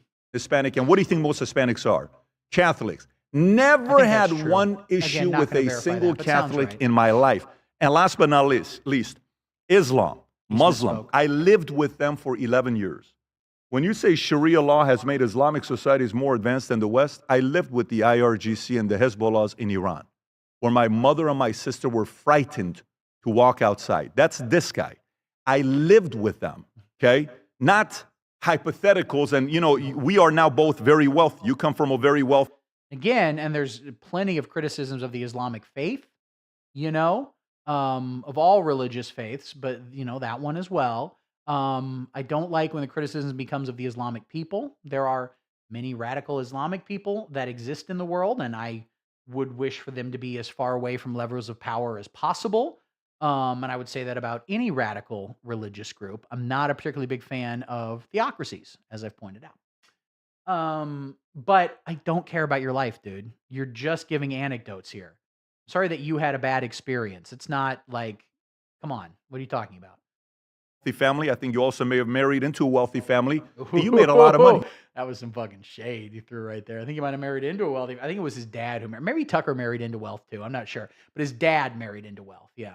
You made a lot of money in your life, and your business is doing very well today. When you go to dinner, you're having dinner with people that are going to make sure you see the best side of everything you go to. When I went to Mumbai, they showed me the best part of Mumbai. I went to the slums because I wanted to see what it looked like. Whatever part of the world I go to, I get treated royally today. Why? Because they want to show me the best. But I lived in the worst when our family had nothing. Literally nothing is what we had when we lived in Iran. Regular places, we lived in the city of Tehran. But you know, as crazy as that is, do you know my chef that lives with us? When we go on the road, he's with us all the time. You know, he's Muslim and he's Turkish and he's still. I did not know that. It's interesting that Hassan Piker has a side job, apparently cooking for Patrick Bet David. This, by the way, doesn't really seem to really be addressing anything Tucker actually said in the video. But to be fair, nothing Tucker said really addressed much of what was said in the first video. So again, these are two guys just throwing out buzzwords to kind of make their audiences scared and horny. That kind of describes all right-wing media, right? It's something you want to scream at and jack off to at the same time. Muslim. And do you know what Turks did to Armenians and Assyrians? You ever heard of the Never Armenian happened. It was all made genocide up. or the Research Assyrian it. genocide? Just kidding. You ever I heard think of it was that? real. I 1.5 people tell million, me 300,000, so. 200,000. I love this guy. He's a great guy to us. He's very good to us because I isolate the relationship with that individual. And I still tell him how concerned I am. By the way, just imagine being Patrick Bet-David's personal chef. Where you make him an omelet and he'll sit you down and go, okay, we need to talk about... I feel like with this omelet, you're not preparing for the future. We need to have a 3-hour talk. With what Islam could do to America. I am still concerned of that, of what's happened in many different societies. Look at, what they're doing in Minnesota, many markets that we read about. Look at what's going on in New York right now. Look at what's going on in a couple. So when he says Minnesota, I think he's probably referring to the Nick Shirley video, which is nonsense and bullshit. When he refers to New York, it's Mamdani getting elected, I guess. You have to remember that, like, these people never actually say why something is bad. They won't even explain it any further. He'll say, like, what's happening in Minnesota, what's happening in New York. Being really vague helps these people. Because if they actually make any point, then those points can be debunked. They can be made to look stupid. And it's kind of silly because debunking doesn't matter. Just lie. Just make shit up. Just go, as you see what's happening in Minnesota, where they have executed every white man over the age of 18. They have beheaded them on live leak. Make shit up. Places in Plano on how they're growing. And so Charlie Kirk, whom you and I think, both admire, Charlie Kirk Say his name. We are Charlie Kirk. once said, I think it was 2 days before he was killed. I think it was one he was day killed? before he was killed. Oh, shit. He said, Islam is the sword the left is using to slit the throat of America. Let me read it. So he just mentions Charlie Kirk because their audience... But again, their audience doesn't actually care about Charlie Kirk. No one actually cared about Charlie Kirk. He wasn't particularly charismatic or talented. People didn't have an emotional reaction to Charlie Kirk. They were all chaotic, gooded geese. The Geese, the band. This is why I say it's the most important story, because it's how it's working for everybody. They all were told to like Charlie Kirk because he was good at playing the algorithm. Okay? So no one actually is sad or cares about Charlie Kirk. But emotionally, they get angry at the notion of Charlie Kirk because they can be angry at their grandkids, basically. My grandkid posted a meme saying, if Charlie Kirk was so pro-life, why is he dead? If Charlie Kirk was so against trans surgeries, why did he get another hole installed? How dare they? So they don't care about Charlie Kirk. They care about being mad at people, in the name of Charlie Kirk. And by saying his name right here, he's got the audience all worked up. So basically, Patrick Bet-David is pitching not converting to Islam. It's fine. Wasn't planning on it, but thanks for the heads up. To you one more time. Islam is the sword the left is using to slit the throat of America. Do you agree with Charlie? Because I do. Oh. I do. Because You wouldn't disagree with Charlie Kirk, would you? A literal angel who doth live in heaven, Tucker. it's all like, hey, let's make it not a big deal. Let's be tolerant. Let's be tolerant Christians. Sharia law has made Islamic societies more advanced than the West. Let's just be tolerant. It's okay. Let's be tolerant. Let's accept all this stuff. Let's allow all this immigration that's going on in UK. It's not a big deal. They're not that bad. It's fine. They don't live the way you. By the way, I was just in Sweden and Denmark. You remember Sweden was a big one that all the right-wingers were crazy obsessed about. How, there's gangs of just Muslims raping people. Far safer than any American city. And again, white people still the vast majority. Not saying that's good or bad, but it's just the case. You walk around, you see some Muslim people. And again, they, I don't know. I don't live in Sweden. I don't know their immigration policies. But I don't feel particularly threatened by any of these people, even though I might disagree with them religiously.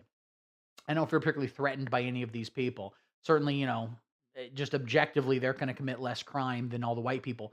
There's also just not that many of them. They're getting you scared for nothing. You do. They just don't. And also, you were a fucking immigrant. Patrick Bet-David, fuck you. Turning your back on your people. Truly disgusting. Sometimes I find you funny and I'm laughing or ha ha ha, whatever. You were an immigrant and you would be like, well, we did it the right way. Other people did it the wrong way. No, you were a refugee, just like all these people now. And I'm sure whatever the version of you was in, the 1980s when you came over, and he was, right-wing media was not quite as formidable a foe at the time. But I'm sure they would have said you shouldn't have been over here either. You're disgusting. They don't live by the values you and I live in America. They don't.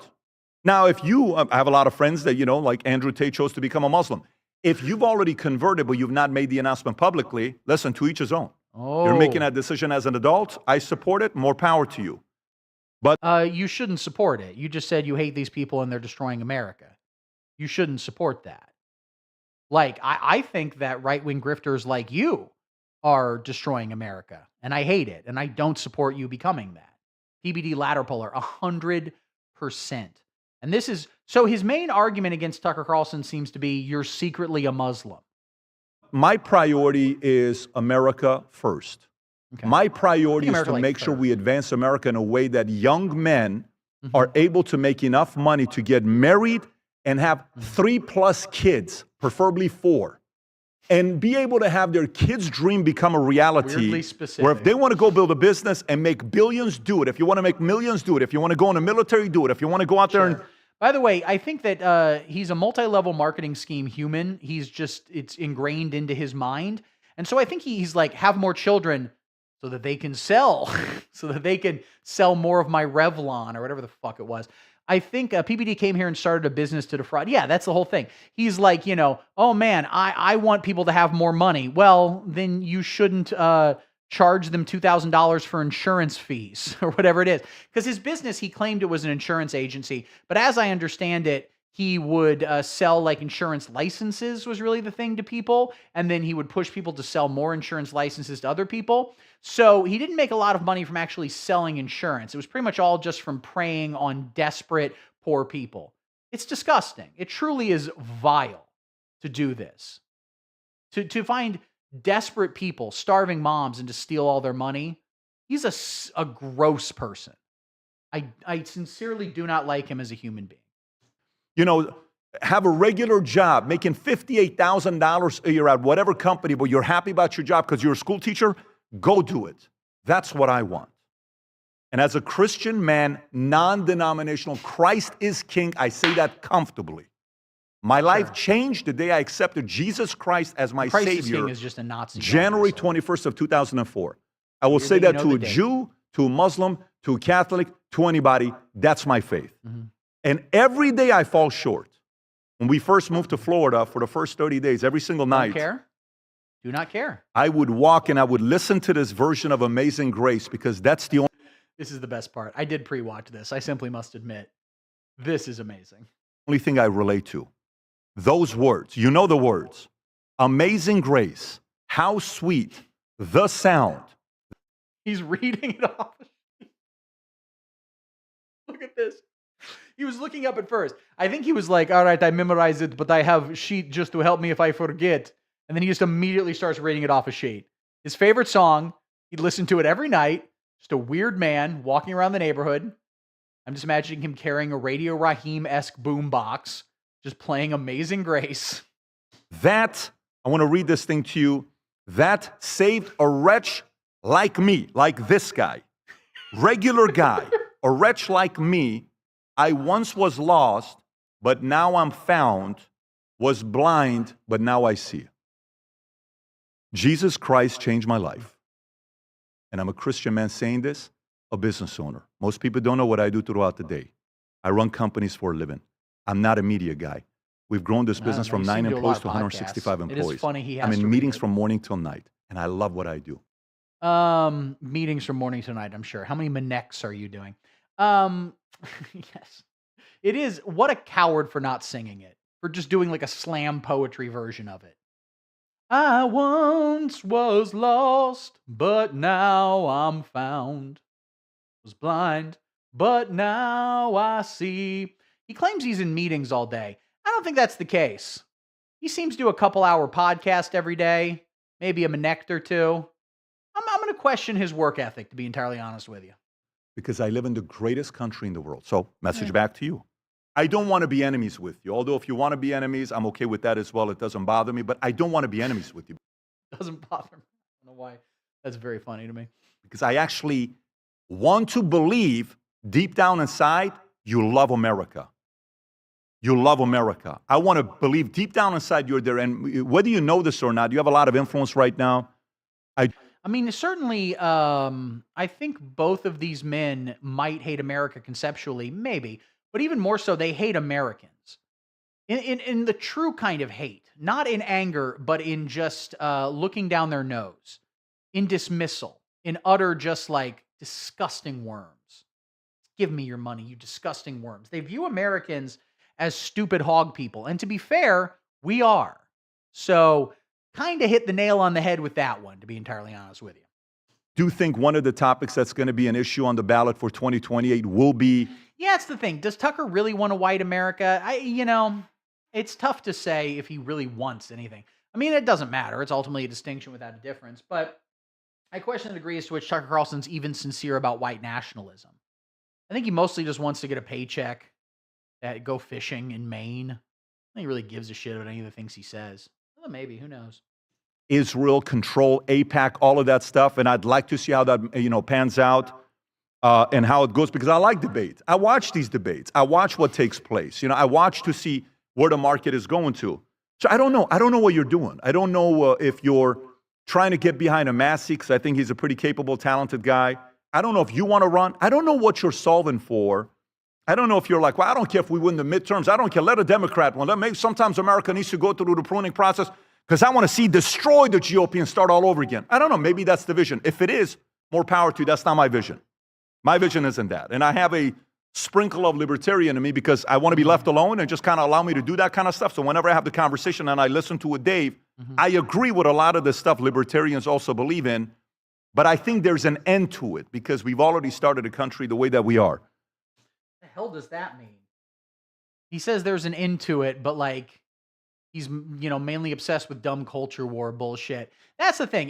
No one's actually a libertarian. There's like 3 actual libertarians. There were 4, and then Ted Kaczynski died. Okay? There are no actual fucking libertarians because ultimately there is something that can dig into someone's brain and get them to be like, no, I need the most powerful fire. We need to burn this with fire, all the fire. Like, no one is secure enough in themselves and in their safety to actually be a libertarian. And so you and I both get accused of something. I want you to process this, and I want you to know I'm open to it. You get accused of, this guy, Tucker's taking money.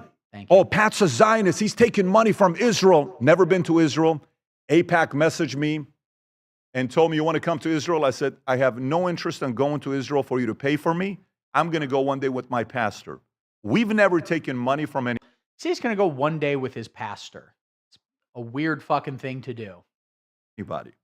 And I'm so confident with myself and what I've done because there's only one thing I fear in my life, and that's God. I don't fear anything more than I fear God. And trust me, I fear God a lot because this thing's like this. If you ever wanted to have fun, and let's just say, put it out there on the line. And this is a good one too. This is his good move. Now, obviously, Tucker, let's hear what he has to say. But I think this is fun. I think it's fun that they're fighting. Again, he's not actually addressing any of the points Tucker Carlson made.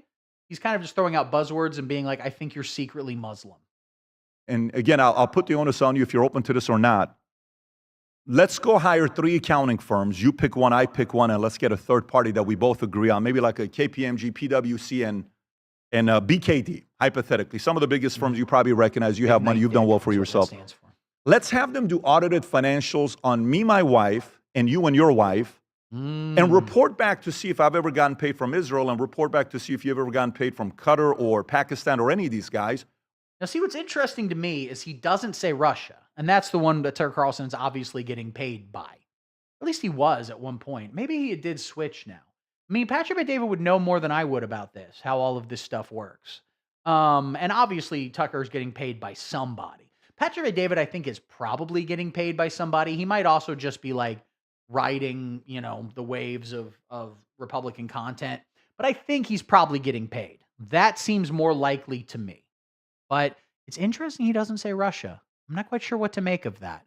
That's the most obvious one, and he doesn't say it. Is it because he's so hard on an anti-Islam tick, he has to go with like a brown people country.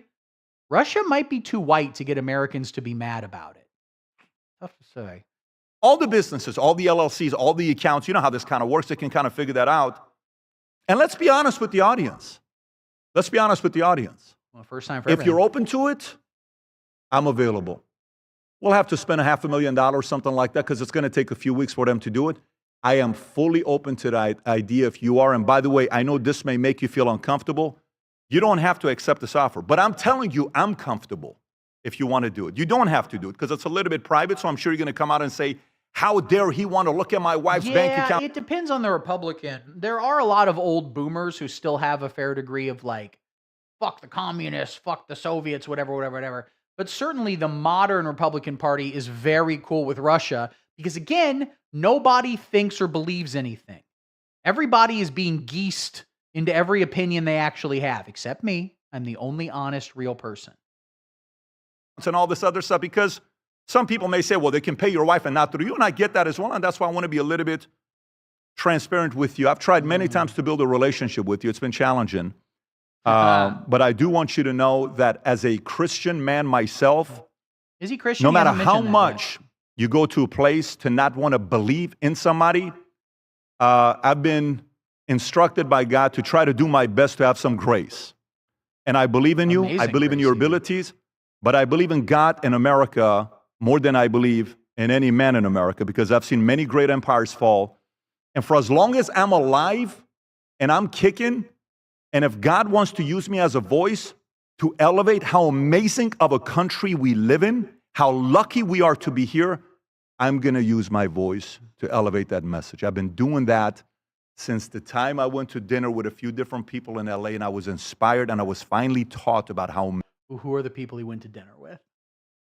Mike Tyson, Eric Weinstein, the gecko from the Geico commercials. It was a very inspiring dinner. Amazing. This great country is that we escaped Iran after 11 years and went to Germany at a refugee camp. And I finally came here. I served the U.S. Army 101st Airborne Division, one of the most proudest days of my life when I went into the U.S. Army. So that offer is back to you. Now, you have my cell phone number. If you want to call me, have a conversation, I'd love to. I'd love to. Your talent. I respect your ability on what you've done. But if you send your, your followers, and you got a lot of people that will do whatever you do, because you're the head guy at the top. Jesus has one and fan, you know all I'm the other still people alive. that follow whatever you say. So I trust all of them are going to probably attack me. I'm dead. I hope and they in don't, hell. because I'd like to see that if I hope they don't. the day Charlie passed, it was a heavy burden on me, because I have young boys that love Charlie. I've never seen my son get emotional for 30 minutes the day Charlie died, and I was at an event that I couldn't even get to my son that night. So you, I in think- fact, didn't see your son get emotional. He goes, I've never seen my son get emotional like the day Charlie died. And I guess that's true, because he didn't see that either. He said he was at an event. Wonder what event it was. Probably an early screening of the Super Mario movie or some shit. There's a lot of movements that need our help. I'm willing to contribute in my own way. If you are willing to contribute, you know how to get a hold of me. You have my cell phone number. God bless. Okay. And that ends it. Very exciting stuff. What do you guys think? The most sincere guy of all time? Let's read the comments. Finally, an example of how a Christian man who has influence in God as blessed should act. I think that's a bot. 16 minutes later, and I still don't know what he did mean when he said the Catholics have a problem with the Jews. Great point. He didn't really elaborate on that. What do you mean the Catholics have a problem with the Jews? This was a masterclass in not addressing the accusation. True. We still don't get what PBD's problems with Catholics is. This is the fact they oppose war. Pray for the lost. Jesus, please help everyone. Sorry, what exactly was the response? Yeah, that wasn't a response. No way these comments are real people. Financial audit would be very interesting. So glad people are calling out the bot comments. It was obvious right away. WTF are these fake-ass comments? People are waking up to this shit, and they're tired of getting goosed, which again does not refer to the band Goose, but the band Geese. Goose is a different band. All right, guys, we did it today. Shut up, I don't care about this next video playing. We did it. We had fun. We did a stream. Thank you all so much for watching. We'll be back next week probably with something. Oh my God, very exciting TikTok notifications on my phone. I'll be back next week. Thank you all for watching. This was a fun one. We're going to take down those ding-dongs. All right, you and I, guys, we're in it together. All right.